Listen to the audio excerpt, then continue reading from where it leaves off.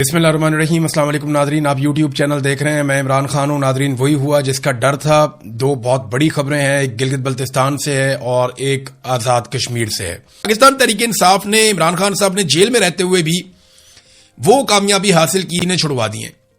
گو کہ انہوں نے اپنا ٹارگٹ بند کمروں میں حاصل کر لینا ہوتا ہے، میدان میں ایک مرتبہ پھر شکست ہوئی ہے اور پاکستان کے عوام نے، گلگت بلتستان کے غیور لوگوں نے، اس کے باوجود کہ ان کا سلسلہ چلتا ہی نہیں ہے جب تک وہ وفاق کے ساتھ شامل نہ ہو، اس کے باوجود انہوں نے یہ قربانی دی ہے اور ان کی یہ سوچ ہے کہ ہم نے ووٹ کے خلاف دینا ہے۔ تو یہ بہت بڑی بات ہے، اور اگر یہاں پہ 2 نمبری نہ کی جاتی تو پاکستان تحریک انصاف سب سے بڑی جماعت ہو سکتی تھی ان انتخابات کے نتیجے میں۔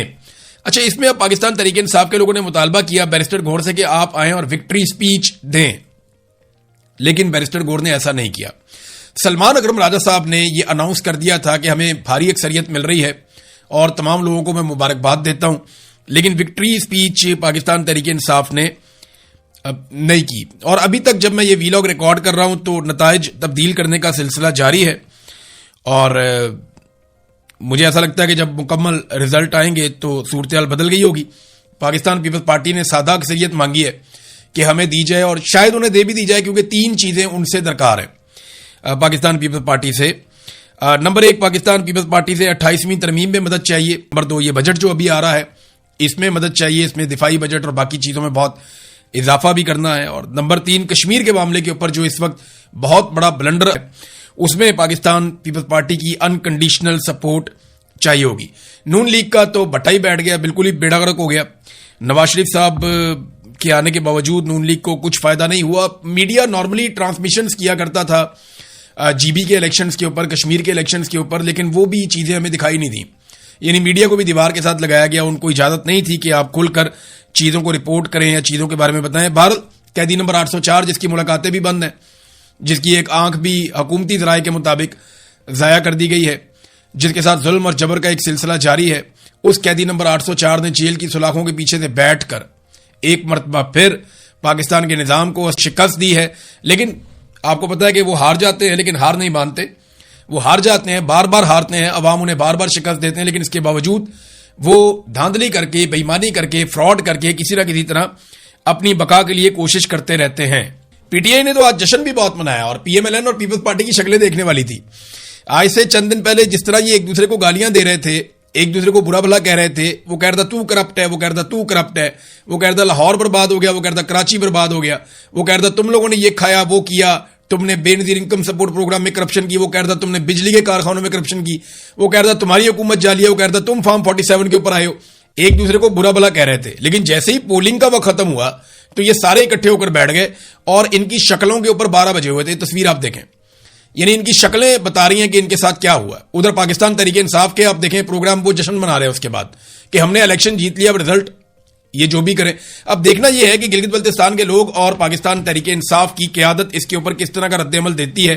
جس طرح ایک مرتبہ پھر ان کا الیکشن، چلو پورا چوری نہیں ہوا تو بہت بڑے پیمانے پہ ان کا الیکشن چوری ہو گیا ہے، دیکھتے ہیں وہ اس کے اوپر کس قسم کا رد عمل دیتے ہیں۔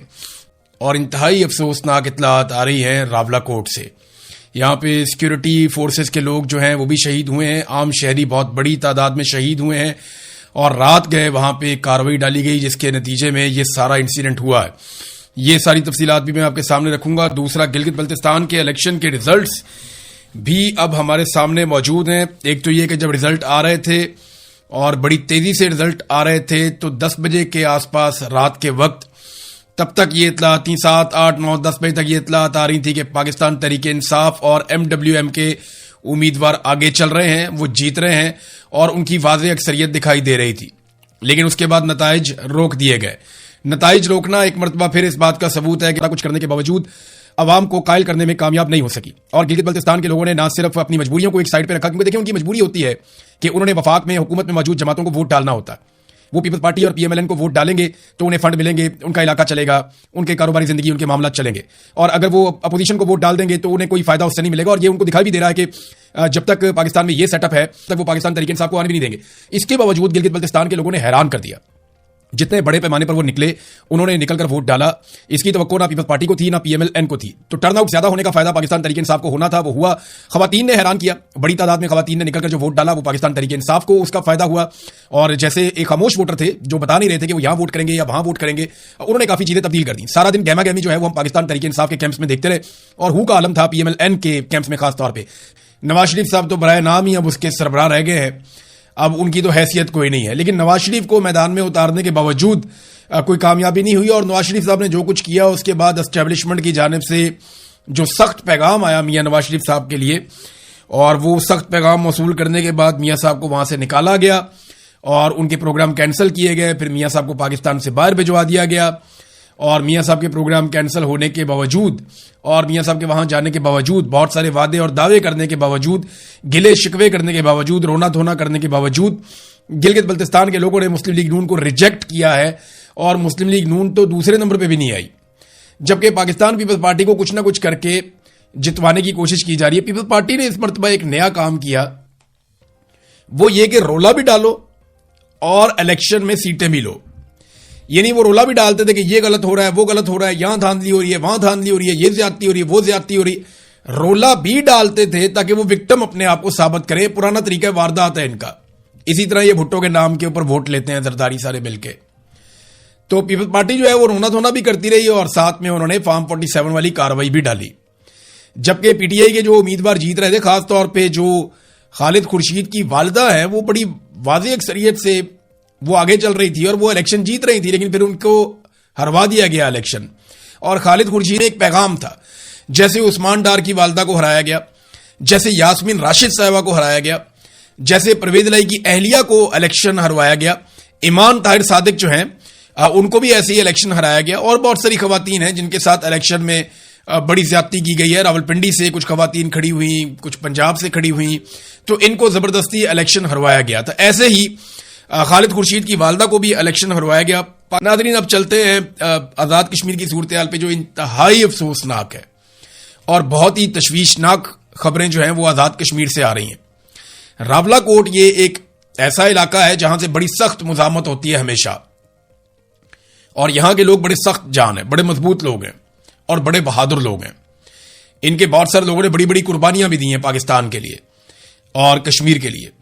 اب یہ راولا کوٹ کے اندر پہلا انسیڈنٹ ہوتا ہے جہاں پہ عمر نذیر کشمیری کو گولی ماری جاتی ہے, ان کو زخمی کیا جاتا ہے گولیاں مار کے, اور ان کے ایک ساتھی شاہزیب کو قتل کر دیا جاتا ہے, اور ان کی شہادت کے ساتھ کچھ اور لوگ زخمی ہو جاتے ہیں. پھر نماز جنازہ کا ایک معاملہ کھڑا ہوتا ہے, لوگ سی ایم ایچ کے باہر احتجاج کر رہے ہیں, اور اچانک سے چاروں طرف سے سیکورٹی فورسز نے گھیرنا شروع کر دیا, اور اس کے بعد لائٹیں بند کر دی گئیں. جس طرح 26 نومبر کو لائٹیں بند ہو گئی تھی ڈی چوک میں, اسی طرح لائٹیں بند کر دی گئیں اور پھر فائرنگ کا سلسلہ شروع ہوتا ہے. ابھی بہت سارے ایسے مناظر آ رہے ہیں جو بڑے ہولناک ہیں, اور اتنے ہولناک مناظر ہیں اور ایسی آڈیوز ہیں اور اس طرح کی ویڈیوز آ رہی ہیں کہ میں آپ کو دکھا بھی نہیں سکتا. یعنی میں خود وہ دیکھ رہا تھا تو میں نہیں دیکھ پا رہا تھا کہ اس قسم کی بربریت کیا آزاد کشمیر میں ہو سکتی ہے. ہم مقبوضہ کشمیر میں کبھی ایسی چیزوں کی توقع نہیں کر رہے تھے جو آزاد کشمیر میں ہو گیا ہے. احمد فرحاد صاحب کی ٹائم لائن سے میں ایک چیز آپ کو پڑھ کے سناتا ہوں, کیونکہ ان کا تعلق کشمیر سے ہے اور ڈائریکٹلی ان کے بہت سارے دوست اس احتجاج میں وہاں پہ شامل ہیں. تو وہ بتاتے ہیں کہ راولا کوٹ سے جن مقامی لوگوں اور صحافیوں سے بات ہوئی اور جن درجنوں لوگوں کے میسیجز مجھے ملے, ان کے مطابق ہزاروں مظاہرین پر 1 گھنٹے سے زائد جاری رہنے والے آپریشن میں خودکار ہتھیاروں سے شدید فائرنگ کی گئی. یہ بہت سارے میسیجز مجھے بھی آئے ہیں, بہت ساری ویڈیوز بھی آئی ہیں, اور میں حیران اڑتا انہیں دیکھ کر. احمد فرحاد انہی کی بات کر رہے ہیں شاید. انہوں نے کہا جی خودکار ہتھیاروں سے شدید فائرنگ کی گئی ہے, جبکہ اس دوران مسلسل ہیلی کاپٹر بھی فضا میں پرواز کرتے رہے. عینی شاہدین کے مطابق دھرنے کے مقام پر اس وقت درجنوں شدید زخمی موجود ہیں, جنہیں اٹھانے والوں کو بھی سیدھی گولیاں ماری جا رہی ہیں, اور جن میں سے اکثر کے بارے میں یہ خدشہ ظاہر کیا گیا ہے کہ وہ مر چکے ہیں. بات کرنے والوں نے یہ بھی دعویٰ کیا ہے کہ آپریشن میں ہیلی کاپٹر کا بھی استعمال کیا گیا, جبکہ آپریشن کے بعد لاشیں بھی غائب کی جا رہی ہیں. یہ وہ غیر مصدقہ اطلاعات ہیں جو تواتر سے مختلف لوگوں کی جانب سے مجھے ملی ہیں اور مختلف سوشل میڈیا پلیٹ فارمز اور گروپس میں شیئر ہو رہی ہیں, لیکن چونکہ میں وہاں موجود نہیں لہذا کسی خبر کی تصدیق نہیں کر سکتا.